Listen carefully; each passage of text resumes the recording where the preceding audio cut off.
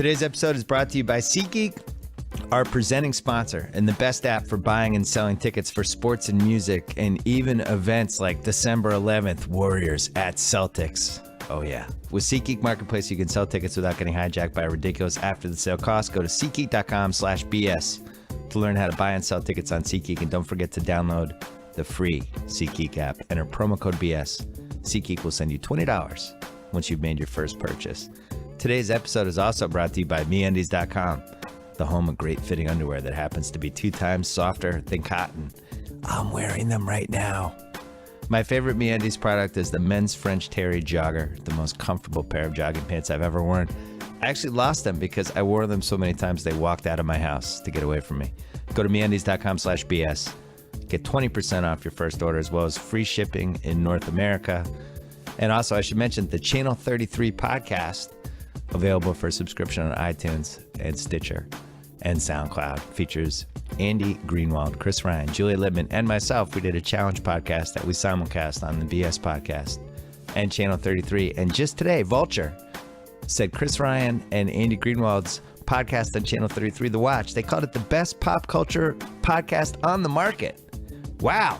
All right, let's go. Yeah.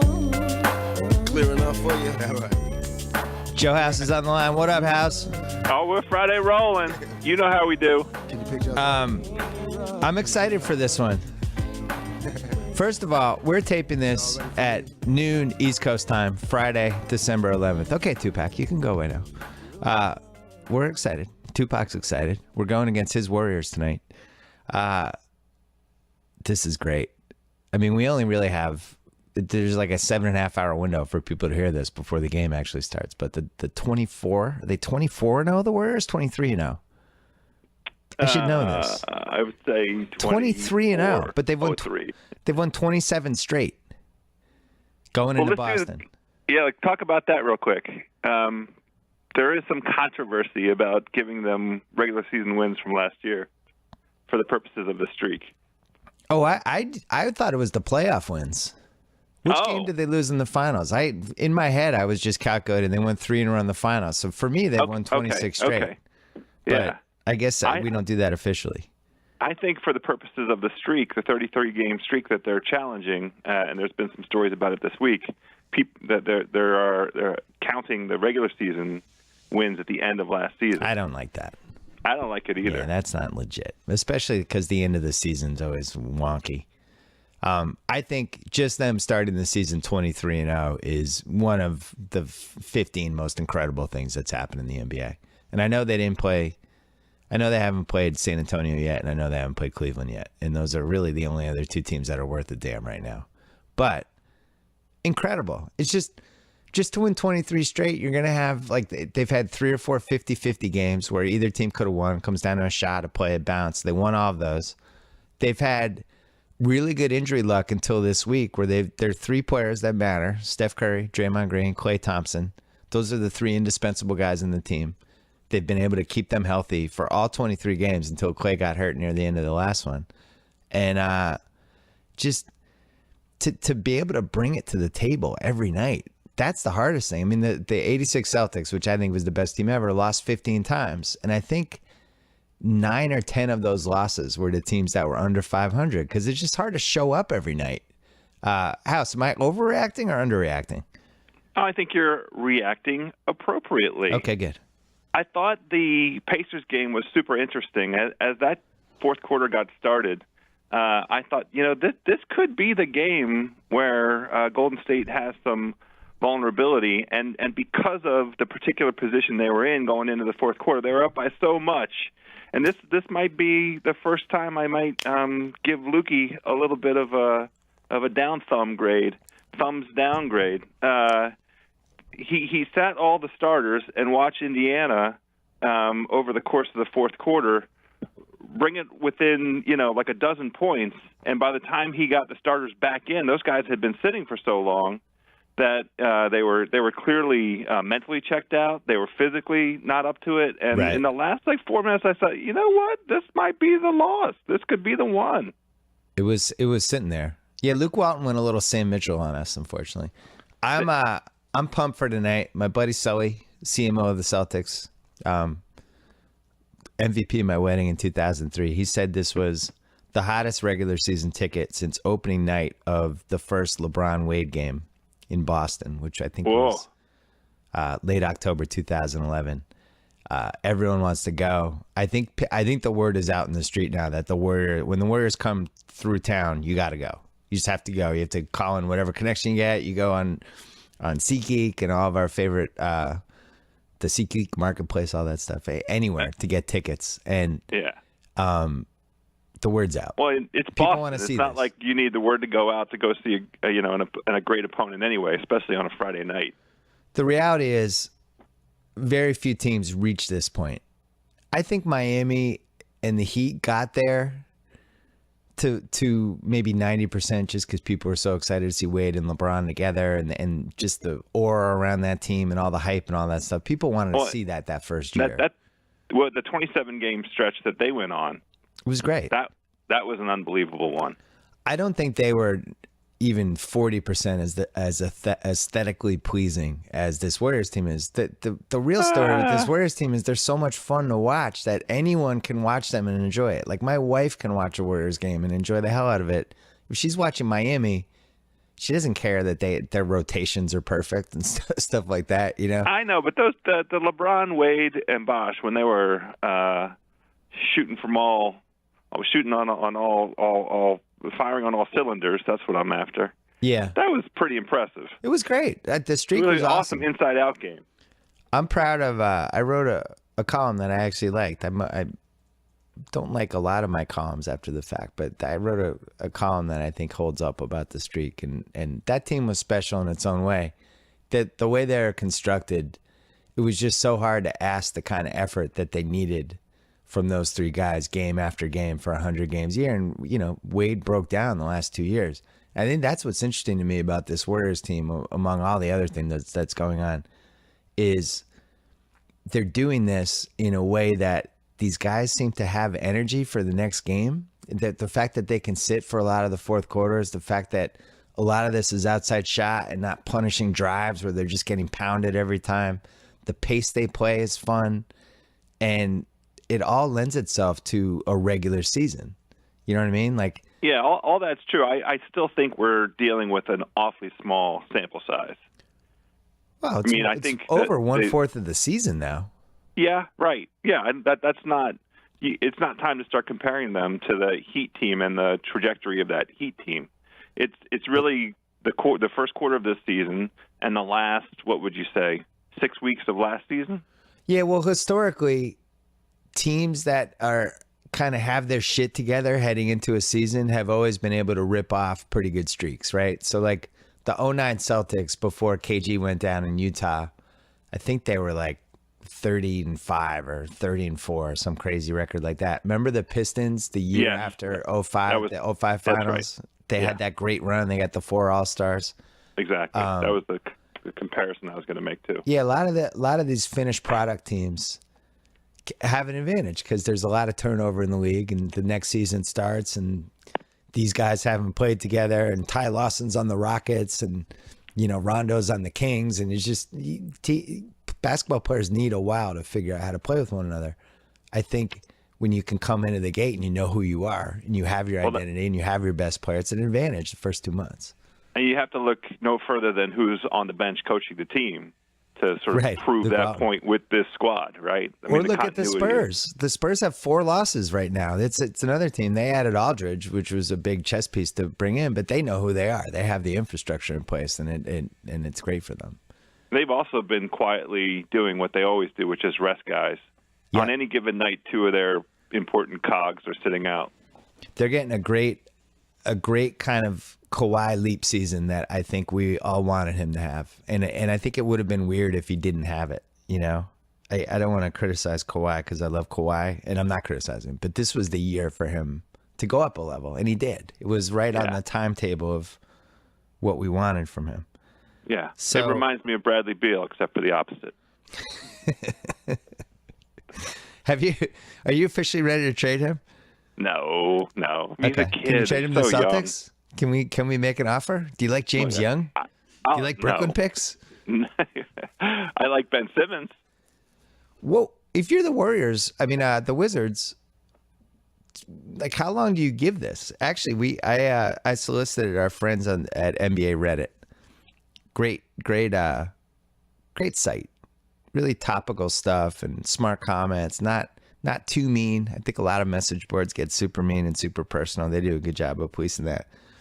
I asked them.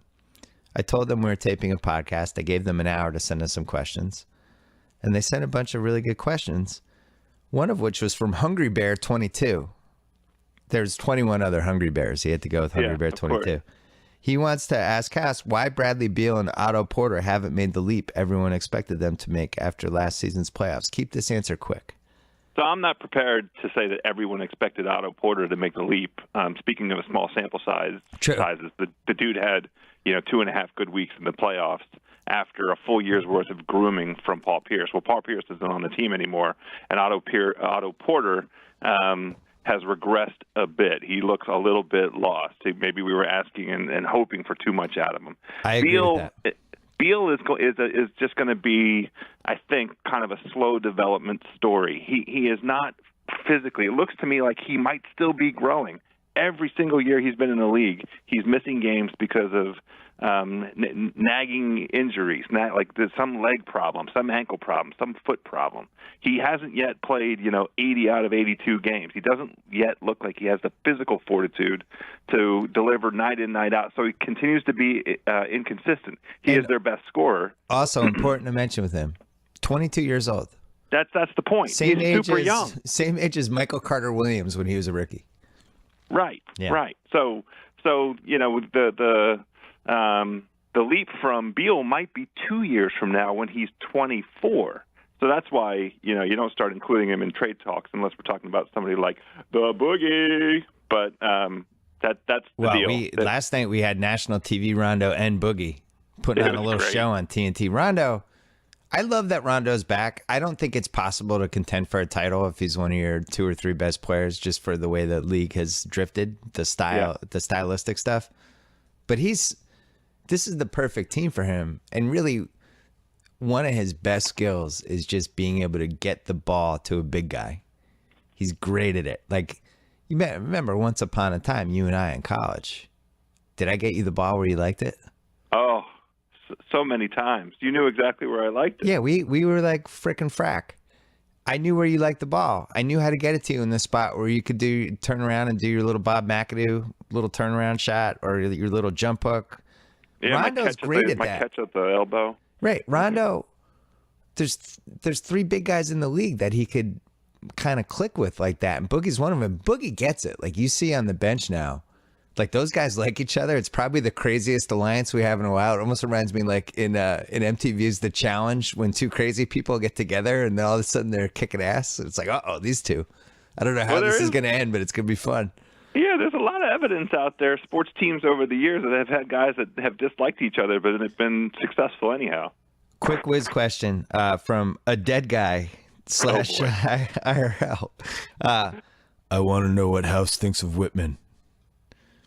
I think he's in an impossible situation. Okay. He's not responsible for personnel, and I think the space and pace system that they've adopted this year, they still need a stretch 4. It will always be a heartburn for me that they didn't go out and get Channing Frye when he was available all of last year and all of this summer. Now he's not available because Orlando's playing great. And you need Channing Frye. Yeah, stretch 4 veteran. I can't believe Exactly. nobody traded for the 2 things I couldn't believe from last summer. Nobody just stole Channing Frye from Orlando. He was sitting there. It wasn't even stealing. They were offering him. Yeah. And then the other thing is Zaza, after the Bucks plunked down all that money on Greg Monroe, Zaza, anyone could have had him for free. And the Mavericks were like, oh, damn, what do we do? DeAndre just boned us over. And they stumble into Zaza. And it shouldn't have been a stumbling. Like, that guy's good. He got in shape. That guy rebounds. He's played in playoff games. He's feisty. I like Zaza. You shouldn't be able to just steal him for $5 million for 1 year. Those were the 2 dumbest things. Those were the 2 moves that bothered me the most last summer. Yeah, and the complexion of Dallas completely changed with him. Yeah, we should talk. I'm sure one of our Reddit friends asked about Dallas, but Oh yeah, hold on. I want to give the proper amount of love here because people took the time. I have a Mavericks question here. Yeah, I thought I had one. Oh well. Oh yeah. OJZOH. How the hell are the Mavs winning games? Seems like a fair question.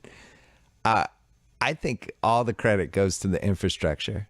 You see, you and I talk about the infrastructure with football, basketball, the coaching staff, the front office, the owner.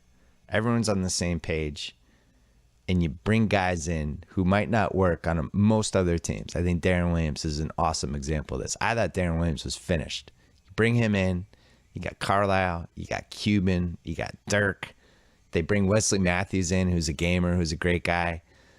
Some of the veterans they have on their bench.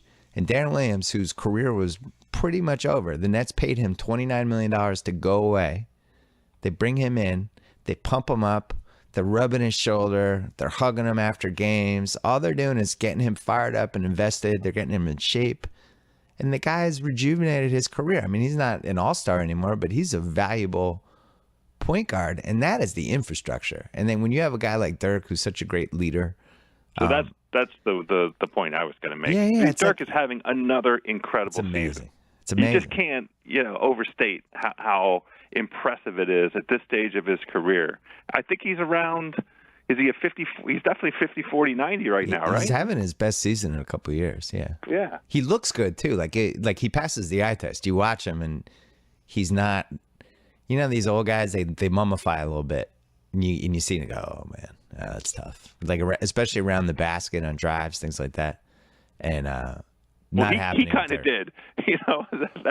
He mummified 4 years ago, but I'm saying it's not worse. He's right. He still can get his little fallback. Yeah. This was a best case scenario for the Celtics because we didn't want Dallas to finish with a top 7 worst record because we wouldn't have gotten the pick. Now they're winning enough games and they're in the mix that either they get the pick and it's near the end of the first round, or there's some injury risks on this team. And that's a team that in the second half of the season, if some guys go down, all of a sudden they're drifting the other way and that pick turns into an asset. I would trade that pick now. We should talk about this one. A few people mentioned that. We'll give the credit to Cornman. Cornman, nice. Good job, Cornman. Thanks for weighing in, Cornman. Sixers bringing on Colangelo. What does this mean for Hinkie in the process? Oh, am I glad somebody asked about this. This happened since our last podcast, and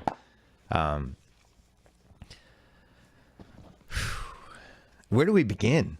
Well, look, one thing that I love is it's the ghost of Stern is still there. Like this league, more than any other league, is so transparent with stepping in when they see something going on with the team that they don't like. Yep.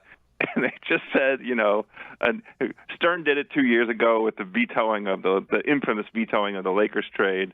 Basketball reasons that will forever go down in the annals. Yep. But this is just the league stepping in. Hey, Sixers, enough is enough.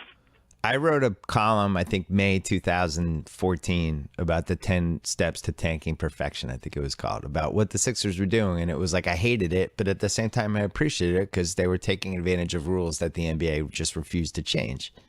And I think, if you just remove humanity from this whole thing and personality, and you're just doing this as a mathematical formula, what they're doing makes sense. They're basically saying, if we give ourselves a 5 or 6 year run of being horrendous, one of these years we're going to win the lottery and we're going to end up with Anthony Davis, Blake Griffin, Kevin Durant.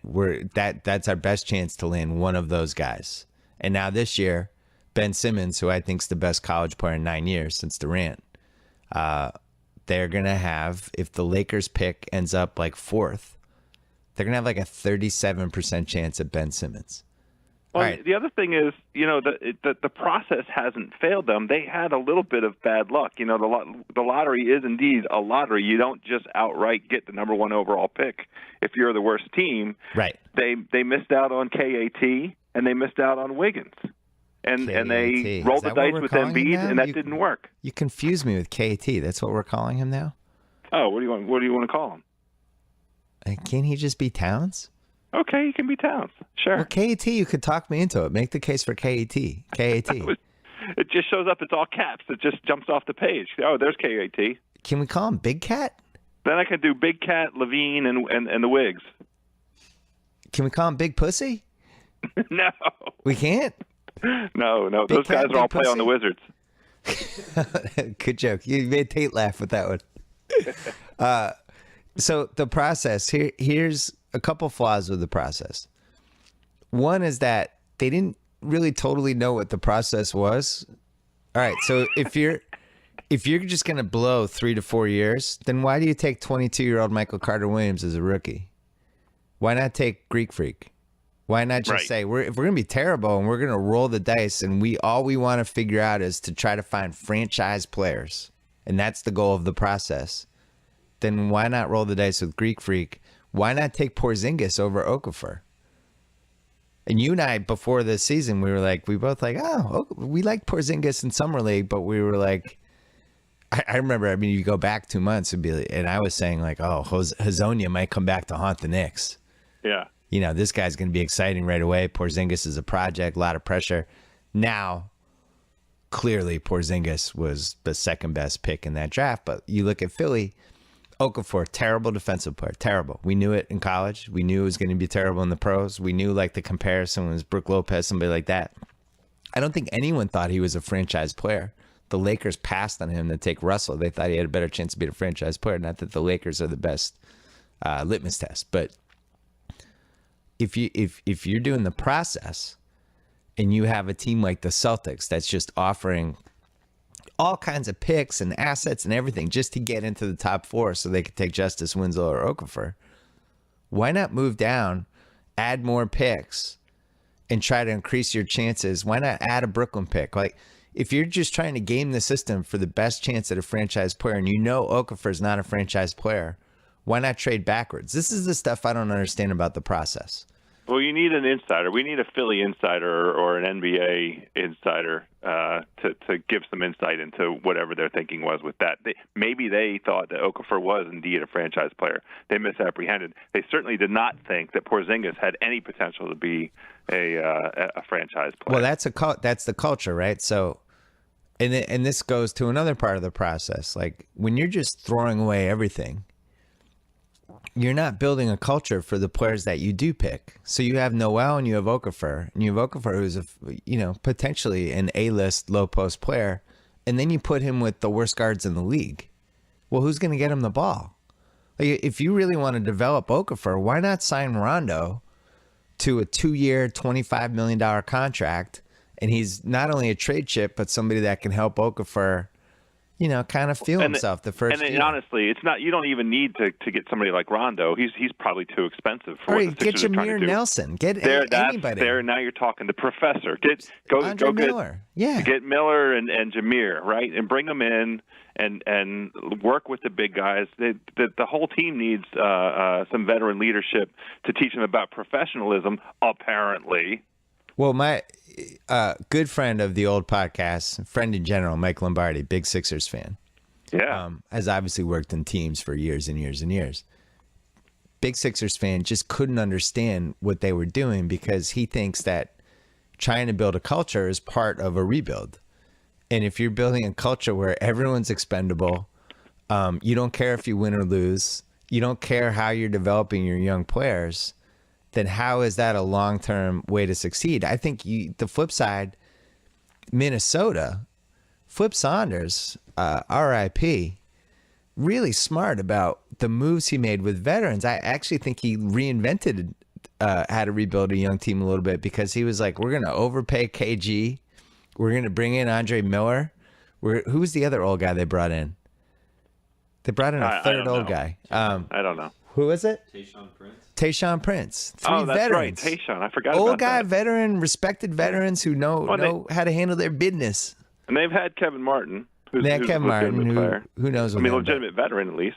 But you have Towns, who's going to KG camp now every day. And, think about this position Towns got put in versus the position Okafor got put in. Yeah. Who's 19 years old. He's on the worst team in the league. They don't care if they win or lose. He has nobody getting the ball. He's playing with Noel. They don't fit together.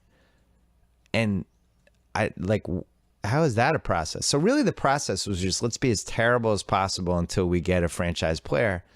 And back to Adam Silver, you just can't do this in a league where the team is traveling for 41 road games a year, and the other owners, and this is why Colangelo comes in, the other owners are like, what the F? Yeah. Wait, the Sixers came in, we had 0 walk-up sales, season ticket holders complaining, like, what is going on? Why can't we fix this? It's bad faith for the teams on the revenue share concept, Can right? you imagine, like, if Netflix was like, hey, we're releasing Narcos, in 5 years it's going to be good. These first 5 seasons are going to be atrocious while we develop the young actors that we hope will be good in season 6 when we hope we get a franchise player. It's like, yeah, you can do that, but anyway. You can't ask people to pay for it. I mean, who are the season ticket holders in Philly right now? Well, all right, so they had bad luck with Embiid, no question, right? Yeah. All the trades Hinkie made were defensible. Drew Holiday, good trade. Got 2 good picks from it. The Michael Carter-Williams trade, turning him into a Lakers pick that has a chance to be the 4th, 5th, or 6th pick and, more ping pong balls. That's a good trade. Michael Carter-Williams hasn't looked that good in Milwaukee this year. Would they have been better off just getting Brandon Knight? For Michael Carter-Williams for Brandon Knight, which was basically what that trade was, because he was the third part of the thing, and bringing Brandon Knight in and signing him and giving Okafor somebody who could maybe make a couple shots.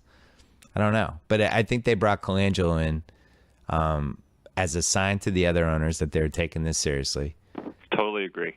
And he's going to take over this team. I thought it was laughable that they tried to pretend that Hinkie had final call. First of all, Colangelo's been trying to get back in the league for a couple years. He's trying to put a group together to buy the Suns back from Sarver. Oh. And he wanted back in. He's 76. He wanted back in. And now he's back in, and I promise you he will have control of this team.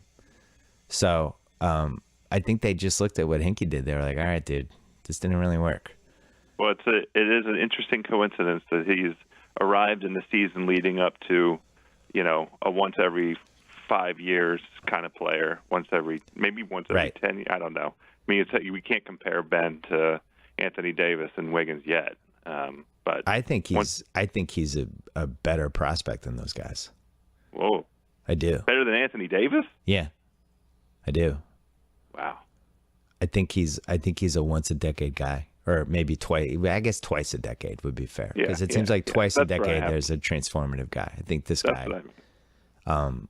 The interesting thing about Ben Simmons, it doesn't even really, as long as he stays healthy, he's going to kick ass, and the season's going to end.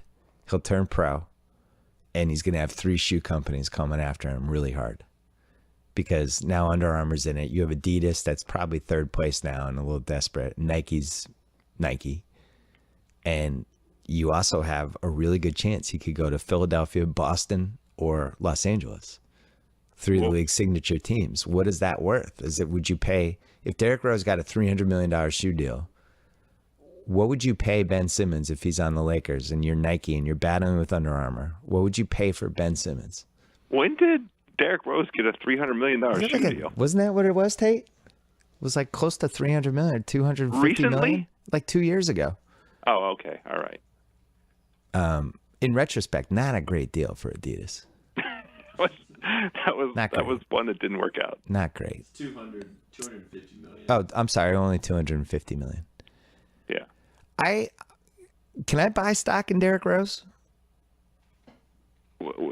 I think you want to buy I think you want to short that stock. No, I'm going to buy it because it's so low right now. I actually want to buy Derrick Rose stock. Oh, you think he's undervalued at the moment? Oh, I think he's super undervalued. First of all, he broke his orbital bone under his eye, and I've done that, and I was afraid to play basketball for like a year after that. You're just constantly afraid you're going to hit in the face. I don't care if you have a mask on. I think he's playing differently.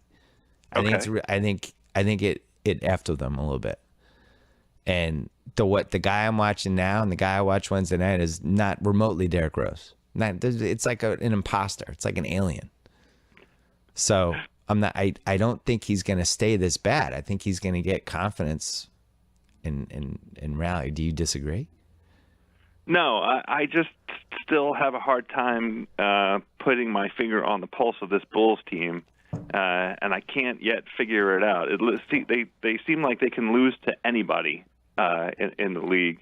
I'm really impressed with Powell so far, but I don't know what to expect out of D Rose and how long he's going to be able to maintain it before. I hate to even raise this before another unfortunate injury comes into the picture. It's a fair Rose, Durant, a lot of these guys are all in the same show us 2 months in a row camp. Yeah.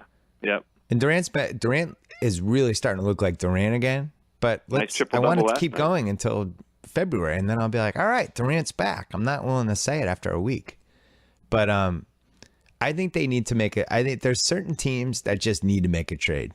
And, obviously I'm addicted to trades. I love the trade machine. The Bulls. So you want the Bulls to make a move? That team is weird. It's not a team that works. I mean, they'll be fine. They're going to make the playoffs, but just the pieces don't fit together. Like, I don't think you can play Mirotic and McDermott together. I don't think you can play Powell and Joakim Noah together. I don't know if I love the Rose Butler backcourt.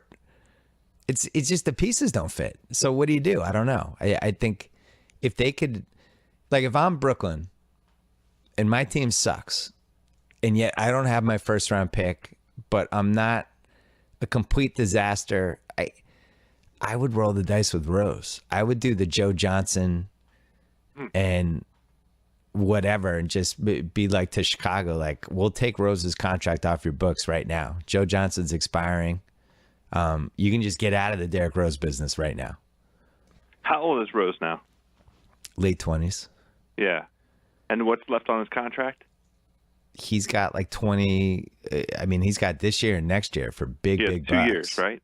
Yeah. And if you're the Bulls, you get out of that contract, all of a sudden you're a major player in free agency next summer. I understand why the Bulls would do it, but why would a team like Brooklyn do that? Because why not? You have to roll the dice with somebody. Like, you have no picks the next 3 years. Like, at this point, you're looking at damaged good guys that you're hoping to rejuvenate. And if you're them, it's like, oh, we have Derrick Rose, Brook Lopez, Thad Young, and we have the makings of something. Maybe we'll make another trade for a contract, and all of a sudden we're moving. I would think about it. They need a young guy. They need guards. Holy cow. Yeah, they're winning games, which is annoying. But they have three, 2.5, let's say, NBA players. Right. But all of those guys have been healthy through the first 25 games, which is super annoying. I would, if I were the Bulls, I would trade either Noah or Gasol.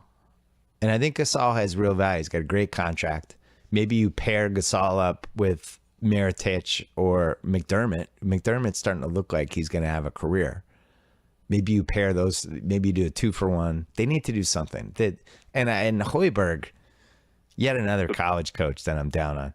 This is the thing that I think is also one of the culprits for why, when you watch them, they seem so disjointed. I mean, they put off stretches. They run off stretches where it's like, whoa, that's a legitimate basketball team. That team plays great defense. I thought they looked really good against the Warriors. Yeah. But then you watch them other times. They're just garbage. They can't defend. They're slow. Today's biggest Reddit question ever. I just made up that sponsored segment right now. Today's NBA Reddit biggest question ever is brought to you by Personal Capital. Their free financial tools are fantastic. Personal Capital shows you all of your accounts in one place, making it easy to manage finances, track investments, and grow your net worth. And it's all in real time. Do you need an investment checkup tool or a fee analyzer or a sophisticated retirement calculator? Do you need to speak to a financial advisor and get personalized portfolio guidance at a lower cost? Do it with Personal Capital. Head over there right now, personalcapital.com/BS, to link your accounts, and in seconds you'll have your own personal financial dashboard. Get 3 free months of free advisory services if you enroll right now. That's personalcapital.com/BS. Okay, here's the Reddit question. You're going to like this one, House. All right. This is from Dusty Shot. Feels vaguely pornographic. Would you like to muse on why Harden and the Rockets are playing like turds most of the time? Yes, I would like to muse on that. Thank you, Dusty. House, do you want to start? I'm interested in hearing your angle first. I think, here's my angle. This is good. Feel free to steal this, internet. James Harden was number 2 MVP last year and was one of the best 3 or 4 players in the league and had the best season he's ever going to possibly have. Because of why? What do you think happened that triggered that? I don't have a theory for you. Okay. He's on Team USA that summer. Okay. All the best players in the league are there. And you have psychopaths like Westbrook and Durant who are like, Coach K is like, practice is at 9 a.m. today. And Westbrook and Durant are like, all right, we'll be there at 7. And they're showing up and they're working their ass off for a couple hours. And everyone else in the team's like, well, we want to work hard too. And it just kind of goes. And I forget who ended up on that team, but the team, because Durant ended up leaving after the Paul George thing, but there was a while where they were practicing during the summer, and just in general, when the best players are around each other over the summer and they're kind of comparing how they're working out with each other, and there's always a couple of maniacs, like Kobe's a maniac, LeBron's a maniac, and the other players feel like, oh, I don't want to lose stride with these guys, and they get in shape. Harden shows up for that season in awesome shape and has a great season. All right, now who did he hang out with this summer, House? Khloe Kardashian was in the mix. Okay. Preseason starts. James Harden, not in shape. Wasn't in shape. Starts the season, not really in shape yet. Well, one of the things that's interesting, he's never played a season like last season in terms of making it that far and that deep into the playoffs. Yeah, because he was a chiseled, awesome, just ready to kick ass machine who realized when he's playing with all these other guys that he's really good at basketball. And now, yeah, I mean, in terms of carrying the load, he was on that OKC team, but he wasn't carrying the load. Right. So he comes in, he's not totally in shape. Dwight Howard can't play back-to-back games. They're kind of tired of McHale. They quit on him last in game 6 or 5 of that Clipper series, game 5. And then Josh Smith rallied them back, and they somehow win. Ty Lawson comes in. He's got his own set of issues. They have all these guys who think they should be playing, and that Monty Eunice isn't out. I think all of this is really understandable, actually. It is understandable. It seems like it could have gone the other direction as well, which is the crazy thing about it. You know, we were so bullish on them winning a ton of games on the idea that they were just going to pick up where they left off from the regular season last year and just kick ass, and that they had so many interchangeable pieces that they'd be able to spread out the minutes and address, you know, things like Harden coming in not in shape and Dwight Howard, you know, with his perpetual, combination of nagging injury and not 100% in shape. You thought that guys like Monty Eunice and Harden, Ty Lawson and Beverly back would help offset whatever those issues are, and that just turned out to not be the case in any way, shape, or form. Team USA 2014, Anthony Davis was on that team. Steph Curry, nobody works harder than that guy. You don't think James Harden's like, oh, shit. Got to get going. I think Harden will play himself into shape. I'm not giving up on this Rockets team. They're not going to win as many games as we said they were going to, but no, we were right on a lot of those over-unders though. Like a couple of people on the Reddit thing asked about the Cavs. What's going on with the Cavs? Both of us thought they were going to throw away the regular season and just the answer is nothing's going on with the Cavs. Their starting point guard might start playing again in the next 2 weeks. That's what's going on with the Cavs. They're fine. They'll have a run in like February where they win 16 straight games. Everybody will be like, oh, the Cavs, here they come. Yeah. Hey, can we talk lottery really quick? A few people asked about this. So the Lakers lose their pick if it's 4 or lower, right? Okay. They lose it to Philadelphia. They have buried the young guys all season. Russell, Randall, Clarkson, not just buried, but like publicly humiliated them. Yeah, it's Byron Scott's undermined their confidence. Yeah, he's handled it in a way that it's almost like another team is paying Byron Scott to sabotage the Lakers, which can't be ruled out. I'm not saying it happened. I'm just saying I wouldn't rule it out. No, it's. I think the Lakers are paying Byron Scott to sabotage the Lakers. Oh, you just I didn't explained think of that why. angle. You just explained why they need to be in the top 3, right, to keep their pick. But you don't want to lose a whole year with Randall Clay. So I think they lost to Minnesota by 1, and it was the perfect Laker game, and it should be the blueprint of everything they do going forward. They played Kobe as 25 minutes. They sat his ass for the entire fourth quarter. They turned it over to the young guys, and most of the time those guys are going to lose. They're young. They're figuring out who they are, but they're going to get those crunch time chops. And the reality is, if you're not the number one worst team, you get 25% of the ping pong balls if you're number one. Number 2, you get 19.9. And they're probably not going to be one of the worst 2 teams. You know, the Nets are probably going to be worse than them. I don't think so. You think they're going to be the second worst team? I do. I do think they're going to be the second worst team. I would not don't rule think out it's the going to be Nets. close. Do not rule out the Nets. Well, the Nets will get there if they trade away 2 guys. The Nets are one injury away from losing like 25 straight. Okay, that's fine. That's fair. So anyway, if I were the Lakers, I would try to find some middle ground. I'm just way against blowing a whole year of development with young players. And this is why I didn't love the process in Philly. But well, that's the curious thing about the Lakers. They do have veterans, right? We chastise Philly for not putting some veterans around the kids.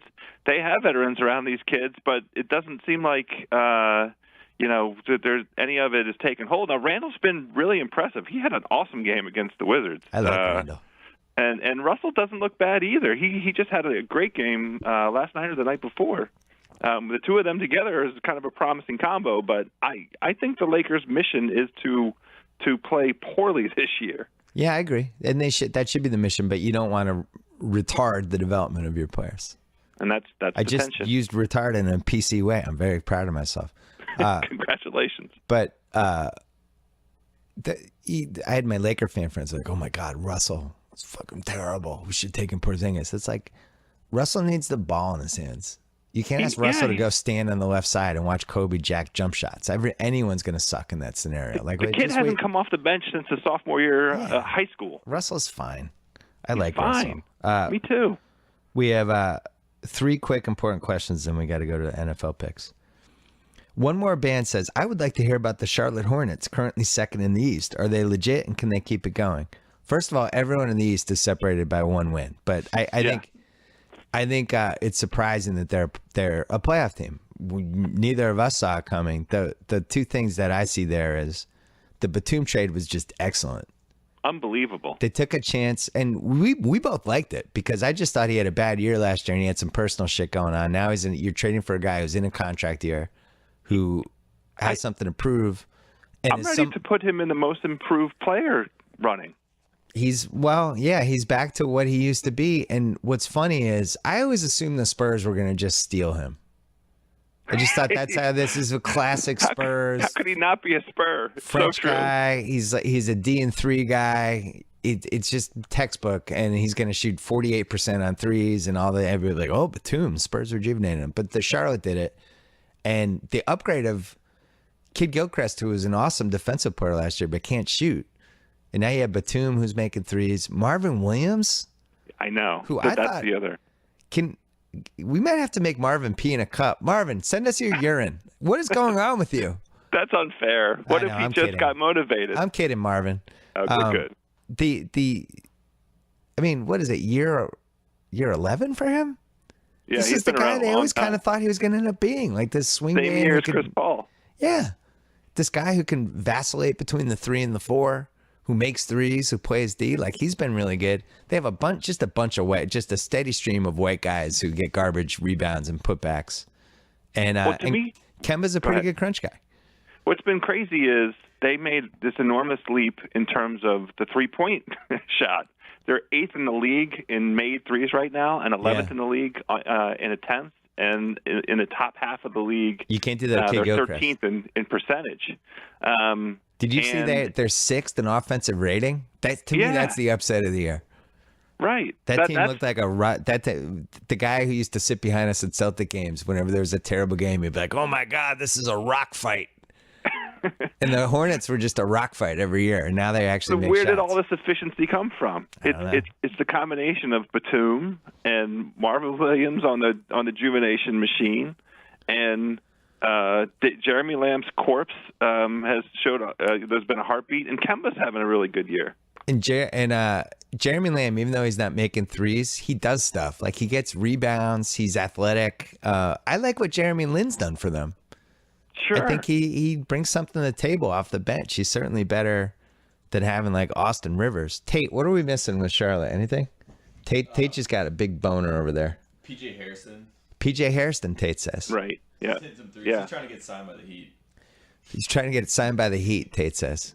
Why? PJ Harrison, it was like minus 300. He was going to be in an E60 profile in 2 months for something horrible, and plus 250 that he was going to be a decent member of a playoff team in Charlotte. And people are cashing in on that underdog bet. No, that Charlotte thing's good. They look well coached. That's whenever something doesn't add up, I always watch the team and I'm like, oh, they're very polished, well coached, professional. And they just gave Clifford an extension. But here's the thing: what the hell happened last year? We thought this, some iteration of the team looking like this from 2 years ago was going to happen last year. What was the interruption last year?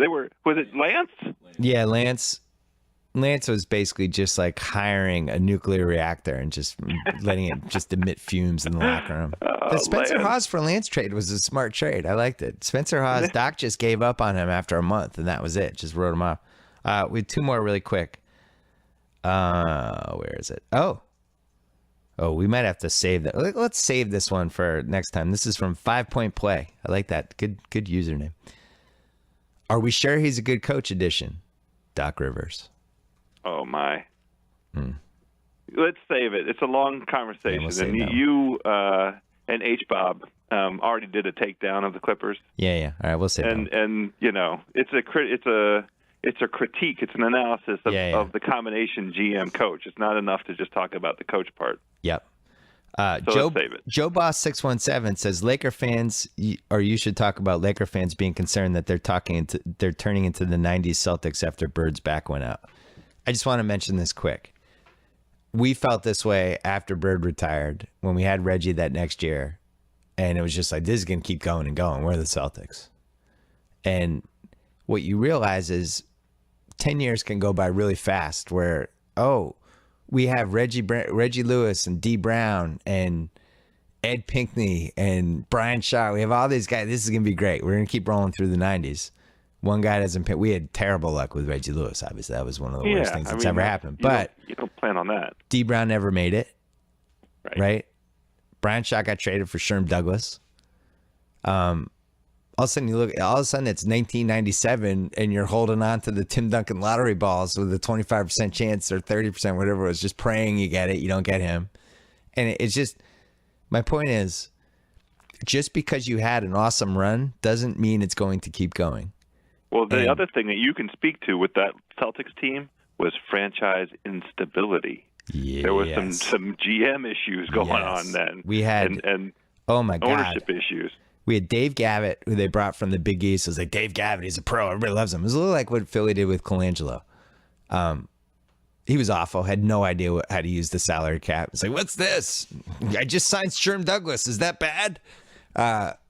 So he was a disaster. Then they bring in ML Carr, who pulled off the first ever. I think this is the only time this has ever happened. Somebody who's just a complete atrocity as a front office guy, just a complete atrocity. Just couldn't have been worse. And then retroactively tried to claim it was the plan all along. And people actually bought this, which I really appreciated. It's like, is your plan all along to sign Dominique Wilkins to a long-term contract and double down on Sherm Douglas and have no idea how the salary cap worked for 2 years and paid Dana Barros $20 million? This was your plan? For us to be terrible? To tie up our cap for the rest of the decade? He was the worst. And then they bring in Patino, who was worse than ML Carr. Right, exactly. Patino traded an unprotected lottery pick for Vitaly Potapico. So that's the thing that these Lakers fans should be concerned with. Yes, very, very Jimmy concerned. Buss. Yeah. Jimmy Buss. Very concerned. Hold on, I had one more good question for you. Oh, yeah, I like this one. We've talked about this before, but I think it's a good one. This is by Abshaz. The stacked small forward position. LeBron, Durant, PG, and Kawhi are all playing at ridiculous levels right now. When was the last time a position was that stacked at the top? Holy shit, I don't even know. Wow. Can't even tell you. What's the answer? I don't know. We have to do some historicals. Get Tate on that. We need some. Now, Tate's 22. He's all he cares about is whether PJ Hairston's going to play in Miami. He doesn't care about the history of the league. I was thinking like in the mid 80s. Yeah. You had small forward where you had and these guys aren't as, I mean, Bird is as good as the guys we have now, but like you had small forward, you had Alex English, Dominique Wilkins, Adrian Dantley. It's pretty good four there, but not on this level. Yeah. I'm trying to think.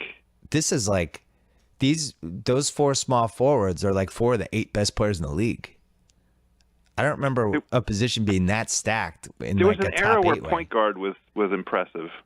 where it was like GP, Stockton, Isaiah. Yeah, Isaiah at the end. Tim Hardaway, but it's like they never yeah. kind of overlapped at the same time. That's the thing I'm struggling with. I can't put the eras together. There's some good center times where it was like Ewing and Shaq and Akeem Robinson. Maybe that's the last time. So you had, I like the center one. Yeah, so you had in 93, you had, I'm doing this off the top of my head, Hakeem's like career year statistically. Like go look at Hakeem's 93 season sometimes, people who cares about basketball stats, because you'll have a heart attack. Robinson, who was like the walking embodiment of where advanced metrics were going. And 50 years from now, people are going to think he's the best center of all time. It's going to happen. I'm just telling you. Ewing, Alonzo Mourning's in there. Shaq's in there. I mean, Jesus. Yeah. That's pretty good. That's a good era. All right. That was fun. Thank you to NBA Reddit for sending us those questions. And, we'll do that again. I enjoyed like that. It's fun, right? Thanks for the help, NBA Reddit. Speaking of help. So, House, when we were in college together, I don't know if you know this, but I used to sneak off. I had my sports column in the Crusader every week. I recall. I used to write it longhand in a notebook. I used to write out the whole column. With a pen? With a pen and a notebook. Write it out. I didn't have a computer until senior year. That's how old we are. I did not have a computer until senior year. Yeah, I had to go to the computer lab. Yeah. So I would write out my entire column, first draft of my column, longhand. I would go into the Crusader office and I would basically transcribe what I had just written in the notebook into the system. And that's how I did my column. Do you know where I used to write that column? Longhand? No. Dunkin' Donuts. I should have known. That's where we were headed. They had Dunkin' Donuts like about 6-7 minutes from campus. Yeah. And used to go there, used to sit on a stool. There was a window. I forget what the intersection was, but there was a window in the Dunkin' Donuts and you could look out. I liked having a window. Didn't feel like I'm not trapped. I'd just sit there and I would write out my column. And this was, I think, 90, 91, 92. This is 75, 80% of the columns I wrote at the Dunkin' Donuts in Worcester. So it's my pleasure to tell you about the DD Perks loyalty program, since I am a loyal customer. It's how Dunkin' Donuts shows its appreciation to its loyal fans.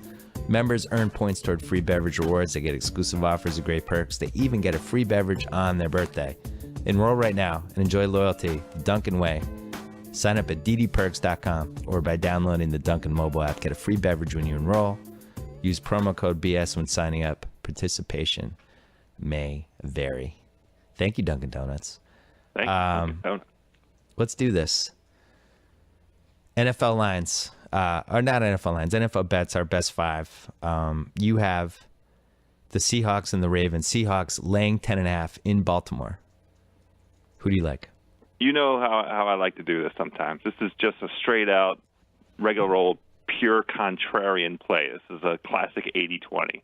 All the money is on the Seahawks. The Seahawks have been kicking ass, back-to-back wins, scored a ton of points last week, beat the pants off the Vikings. Curiously, they are only 2-3 against the spread on the road this season. And the main thing for me is there's a bunch of great angles having to do with home dogs getting at least 10 points.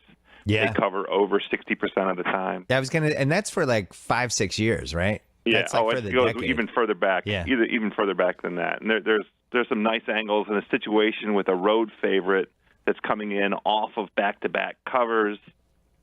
The home dog getting the 10 is 33-17 against the spread and 11-3 against the spread over the last 4 weeks of the season. Thank you, Big Al, for that little nugget. I like the Ravens getting all those points, and I don't really care whether Schaub's playing quarterback or Clausen.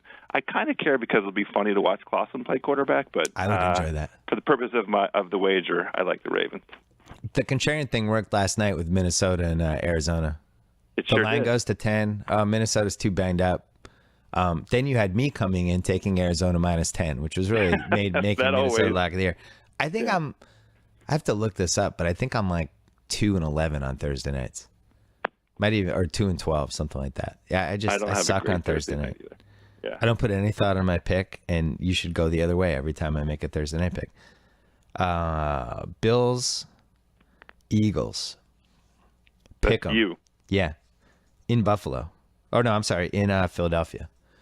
I like the fact that it's in Philadelphia because I think those fans want to turn on the team as fast as anytime anything goes wrong. It's like they have a home field disadvantage sometimes. The Bills. Chip Kelly's worn out his welcome, right? Yeah, I think, and they coming off a win that they're feeling really good about themselves. So proud of the team. We were up 14-0, and our coach, who I think maybe took like 3 Advil when he should have taken 2 right before the game, or something happened to Belichick in that game. But he does an onside kick with a rugby player when we're up 14-0. All of a sudden it's 14-7. Then we get a punt block with 10 seconds left, and a pick 6 touchdown and a return. I mean, that game was ridiculous. Yeah. You can't tell me the Eagles are back. So I like this Bills team. Now that Tyrod's back. Tyrod? I think Tyrod. Tate's our pronunciation for all black athlete names. Is it? Tyrod Taylor. Tyrod. Tate's Tyrod. Tate's an honorary black man. Bills, last couple games. They beat the Jets. Yep. Hung with the Pats. Lost by 7. Hung with the Chiefs. Beat the Texans. Dropped 30 in the Texans. They did. I think they're pretty good. I'm taking them. Yeah. I think they're a still, borderline playoff team. Right. Exactly. More importantly, they think so. And I like the thought of Rex Ryan figuring out different ways to attack Sam Bradford. I love the Shady McCoy revenge game. I like it. I just want to root for the Bills, and I think they can win, so I'm taking them. All right, Pats Texans. We both have this one. This line has jumped back and forth between 3 and 4. It is now 4. The Pats are laying 4 points in Houston, coming off 2 straight wins. They haven't lost 3 games with Belichick as the coach since 1872. Well, I had 2002, but I didn't realize it went that far back. Yeah, it was after the Civil War had ended, but before the next war. It was somewhere in there, 1872. So yeah. it's impressive. Yeah. Who do you like? I don't want to sound like waffling, but the number is moving. So I like the Pats at 3, and I like the Texans at 4. Because I sent it to you last night with the Pats at 3, and I have all these great angles. The Pats have been so immune from losing consecutive games and not covering consecutive games, and they have this sensational track record coming off of a loss. They're including this delicious angle, 16-0 against the spread. The last 16 times they were on the road off a loss when they're playing a team 500 or better. They're not losing to Houston. It's not happening.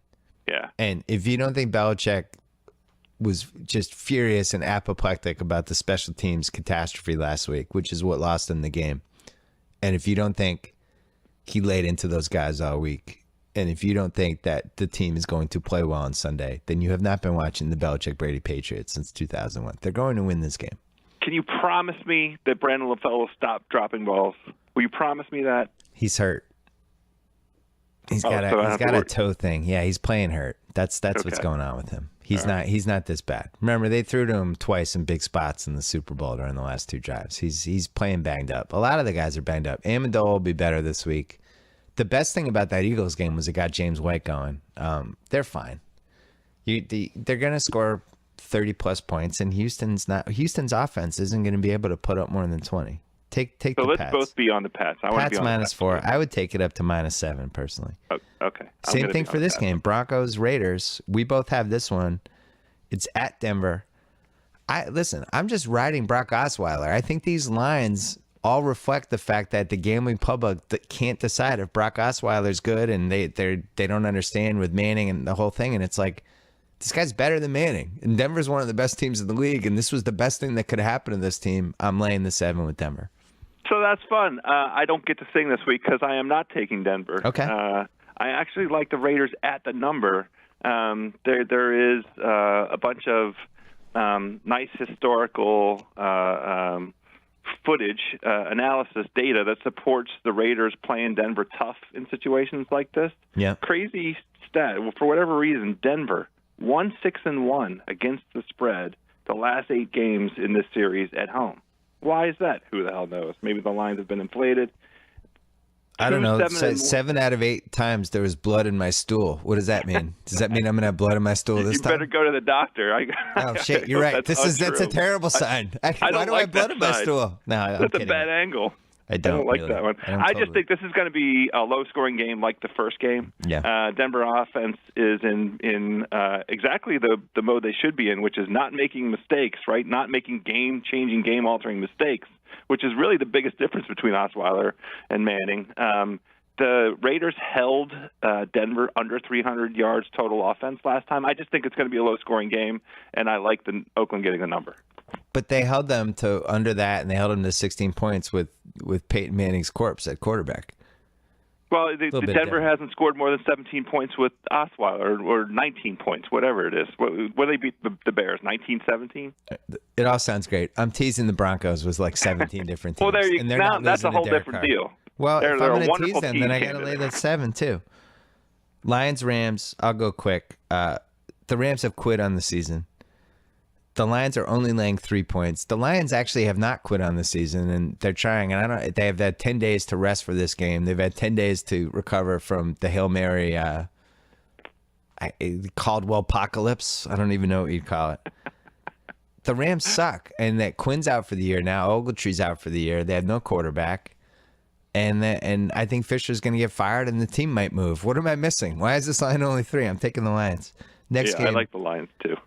Another one that I don't. Oh, actually, you go here. Packers, Cowboys, Green Bay laying 7 at Lambeau. So this one's for the Cuz because the Cowboys really handled the DC Grudens Monday night.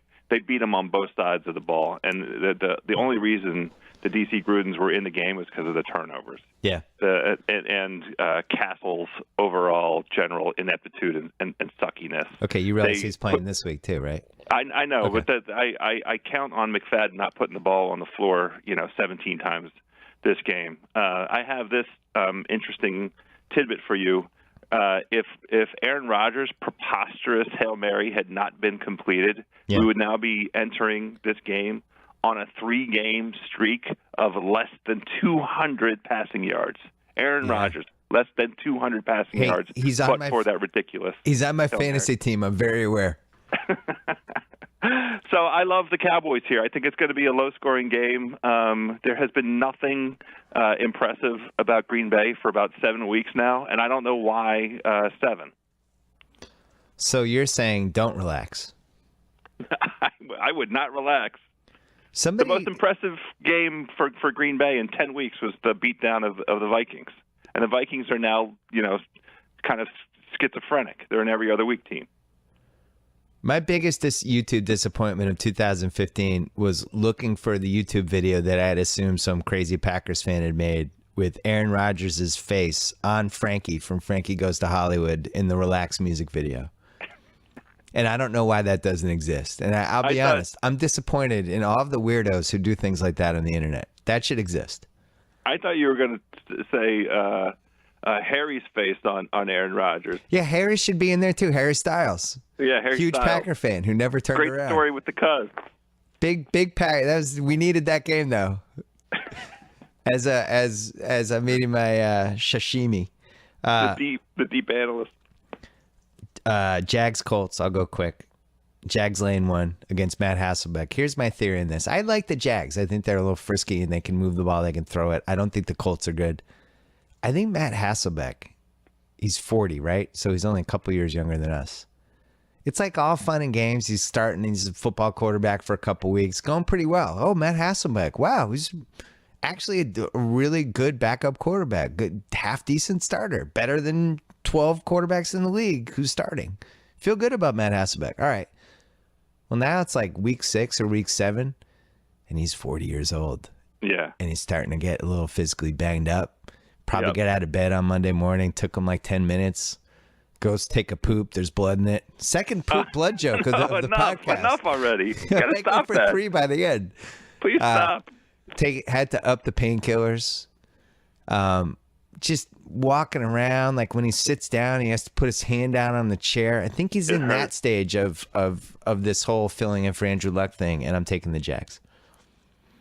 I like the Jags. I thought that Jags-Tennessee game was the most entertaining game of the week. It was I watched, amazing. Got to see so much of it on Red Zone. I'm gonna make the Jags -1 there's blood in my poop lock of the week. Oh no. The preparation H lock? Yeah. We gotta get on the phone with those people. Last one. I can't wait to see who you pick in this. Normally I can predict who you're gonna pick. And this one I don't know. My guess is Cincinnati, but Cincinnati's laying 3 at home against the Steelers. Who do you have? Oh, good. I'm glad when I can go left when you think I'm going to go right. I love the Steelers. What are you talking about? Oh, good. I like them too. I like the How about- Steelers. How about this crazy angle? 8-1 straight up and against the spread. The last 9 times where they're coming into Cincinnati looking for revenge. Love that one. Nice angle on the Big Ben. 15-5-1 against the spread in division games during December. 5-0 straight up and against the spread as an underdog. Love Big Ben in this angle. Pittsburgh does not fear playing in Cincinnati. 13-3 straight up and against the spread in Cincinnati since 2000. Pittsburgh playing for his playoff life. I love everything about where Big Ben and Antonio Brown are in terms of making beautiful, sweet music together. I like Pittsburgh.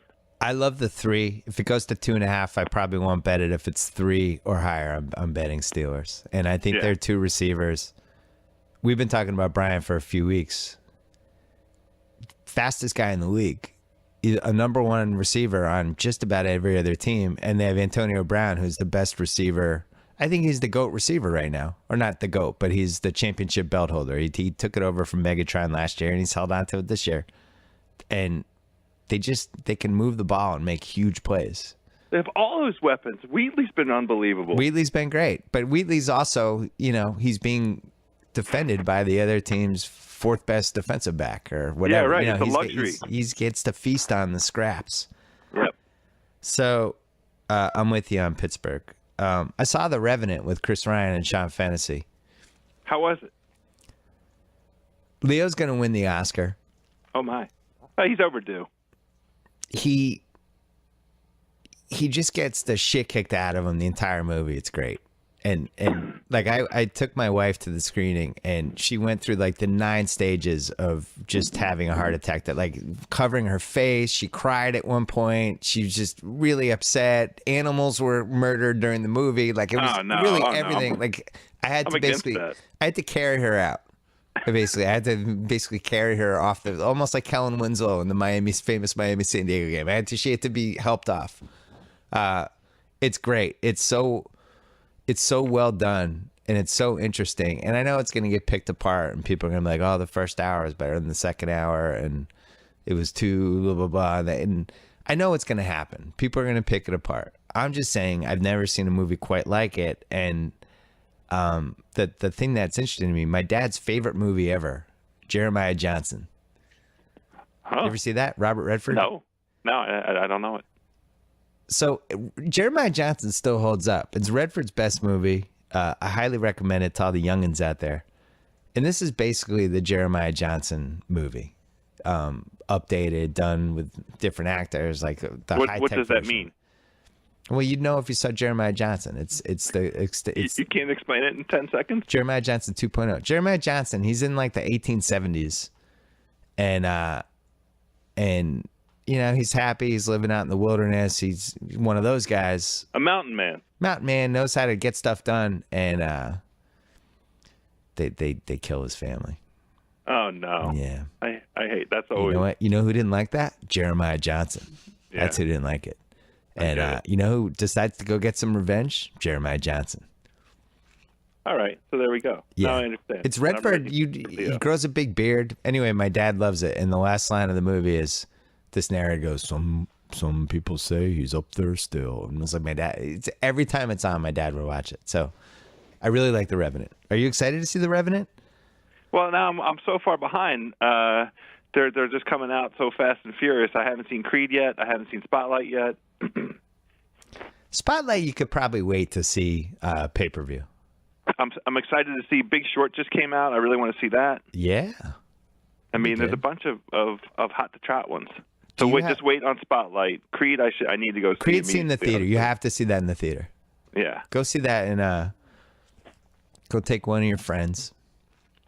Could be a Monday matinee. It's Christmas season. Do a Monday matinee. Sit and work. You got to see the boxing scenes in the theater. Totally different movie in the theater. Yeah. Quickly, Warriors Celtics tonight. Who do you like? I mean, the Warriors until further notice. It's going to be really fun to watch, though. What I know the about Hobbled Boston Clay? crowd's going to be up to it. Huh? Hobbled Clay? Who? Hobbled Clay. Hobbled Clay is what you're Clay saying. Thompson. They said there was. I just don't think it matters. The Warriors have shown an incredible resiliency, an incredible flexibility. They didn't miss a beat with Harrison Barnes being out. Clay is different. No doubt about it. But I just think, until further notice, it's Warriors all the time. So you're just blindly taking them every game? Yes. 23 straight wins will do that. I like the evidence. I'll tell you who's going to show up tonight. My brethren. I know. It will be treated. It's going to be a great crowd. It will be treated as a playoff game. I think the one thing that's going to be a little jarring, because now we're in the SeatGeek era of anyone being able to buy tickets. Oh. I think there's going to be a lot of Warrior fans there. Well, there's definitely going to be some Curry love, right? Curry is the most popular person with under 15-year-olds since Max and Ruby. Here's the thing that I think the Warriors will bring to the Celtics that will be a challenge for the Celtics, which is a perimeter defense that the Celtics are unaccustomed to. They don't see a lot of out of the teams in the East because they don't. There's just not personnel-wise, teams in the East don't match up, and the Celtics have been exploiting that. They beat the living daylights out of this stupid Wizards from the perimeter. I think Golden State matching up, getting in guys' chests all the way out, and they have the right combination to defend Isaiah Thomas. So I it's going to be good. It's going to be fun. It's going to be the best. I have two things for you to watch out for. One is in a very nice way, but a revenge game by David Lee. I think he's going to be man possessed. He might only play 20 minutes, but I think he's going to be all over the place. Here's the big thing, though. Avery Bradley, and nobody knows this outside of people who watch Celtic games, but he has been one of the best four guards in the Eastern Conference this year, and will not make the All-Star team and might not keep it up. But he's an All-Star right now. If you just do the list of the best guards in the East, he's on the list. And he's been an amazing two-way player. He's gone up a level. He's been clutch. He's a phenomenal defender. And I look forward to introducing him to Steph Curry tonight. He's actually shooting reasonably well this year, right? Really well. Okay, so that's the change with him. He's Tate, what are Avery Bradley's 3-point stats? 38% last time I looked. 38%, Tate says. I'll check. That's yeah, very Avery Bradley's like 18 points a game. The thing I love about him is he doesn't take anything off the table. The Celtics 43% from three, Avery Bradley. Oh, and look, his field goal percentage is 46%. But here's the thing: he's averaging 16 points. Yeah, he's shooting 6 threes a game, House. He is? Yeah, 16 points a game, 6 threes a game. He's making 43% of them. Yeah, that's great. And he's one of the best defensive players in the league at his position, and he's clutch. Like when he takes shots in big moments, I feel like they're going in. So, I'm really intrigued to see how tonight goes. I think it's a big test for the Celts, and I think it's going to be weird to have 30% fans of the other team in the stadium. It doesn't mean that the Celtic fans are rooting for the Warriors. It just means Warriors fans got into the building, and it's going to be a college atmosphere. I would urge the Warriors fans to be careful tonight. It's not your typical city, not a city that really loves having fans of the opposing teams. You just remember, be aware of your surroundings. Is that your recommendation? Yeah, I might scale it back. Might scale it back a little bit. The J-Bug will be in the house tonight. Oh. He's not afraid to make an observation to another team's fan. The J-Bug is benevolent now. Maybe the late 90s J-Bug might have handled Warriors fans in his role a little bit differently. But I just said make an observation. I didn't. Yeah.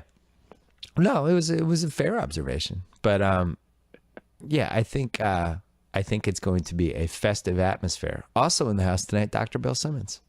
Oh, of course, the Doc. The Doc is going. He has not seen Curry and the Warriors in person since this. Well, he needs to go. Is he going to go early enough for the warm up, or does he need to go to the Blue Plate special first? That's a good. I should tell him to go early, Yeah, and then he can go get chicken get the whole fingers or thing. something. There you go. Yeah. You So get there early. You'll see him tonight. He's the guy with the long hair and the mustache and the cardigan, sitting near the Celtics bench, who won't budge no matter how exciting the game gets. Won't move. Won't stand up. Just sits there like a fossil. There's that Bon Jovi video on the internet of the guy doing the Bon Jovi thing in his section. My dad, just a rock, doesn't move. The Doc just does the Doc. The Doc's the Doc, man. You He's can't phase him. immovable. But he's pumped. I think it's gonna be a great game. I'm excited. Joe House, Yeah, it was a pleasure. always. I have some people to thank. Thanks to Dunkin' Donuts. They just launched their DD Perks loyalty program. It's how Dunkin' Donuts shows its appreciation to its loyal fans, because that's how they roll on Thank Friday you. Rolling. Members earn points toward free beverage rewards. They get exclusive offers and great perks. They even get a free beverage on their birthday. Sign up at ddperks.com or by downloading the Dunkin' mobile app. Get a free beverage when you enroll. Use promo code BS when signing up. Participation may vary. Thanks to Personal Capital, a great way to track your money with the best financial tools imaginable. Monitor all your accounts in one place. Manage finances, track investments, plan your retirement, grow your net worth in real time. Go to personalcapital.com/BS to link your accounts. You'll also get 3 months of free advisory services if you enroll right now. Thanks to SeatGeek, the presenting sponsor of the BS Podcast and Channel 33, as well as our favorite place to buy and sell tickets. Go there tonight if you need tickets for this Warriors game last minute. They're going to have them. And if you have one extra minute today after this podcast, I hope you do, please head over to bspnsurvey.com to take a very short anonymous survey about today's episode. It would be a big help to the podcast as we head into 2016. The podcast is free. It's going to continue to be free. And you can help us out and go to bspnsurvey.com to help our show. And also, we have an iTunes page, not just for the Bill Simmons podcast, but for Channel 33. And you can leave the comments there. Leave us some comments. Tell us what you like or you don't like about the show. Always happy to get feedback. I never take it personally. I've been on the internet since the mid-90s. Always trying to make the show better. So leave your comments there on the iTunes page. And especially if it's comments about the blood in Joe House's stool. Definitely leave that as well. I had to go back for thirds. You did. I appreciate the comments. They helped me with my mouth breathing. Well, the comments helped us the first couple weeks. People were like, more NBA. That's right. Cut down on the NFL a little bit. Just give us the picks and talk NBA. We're like, okay. And they said, Joe House sounds like a serial killer. He's breathing into the mic. We're like, you're right. He does sound like a serial killer. We should fix that. They said, Joe House is giving us too many stats. Just give us more balanced analysis. We fixed that. Tate's farting in the background. Please tell him to stop. It's disgusting. And we fixed that. I threatened to fire him, and he doesn't fart anymore. It's great. So, yeah, leave us comments on stuff. And definitely bspnsurvey.com. Fill that out. That really helps us. And House. Yeah. This will be fun. Warriors Celtics tonight. Football this weekend. I got the pizza and the popcorn ready for tonight. And we got the Steelers. We'll go big on the Steelers. All right. Great time of year. Thanks, buddy. Talk to you soon. All right. We about this bitch. Anytime y'all want to see me again, rewind this track right here. Close your eyes.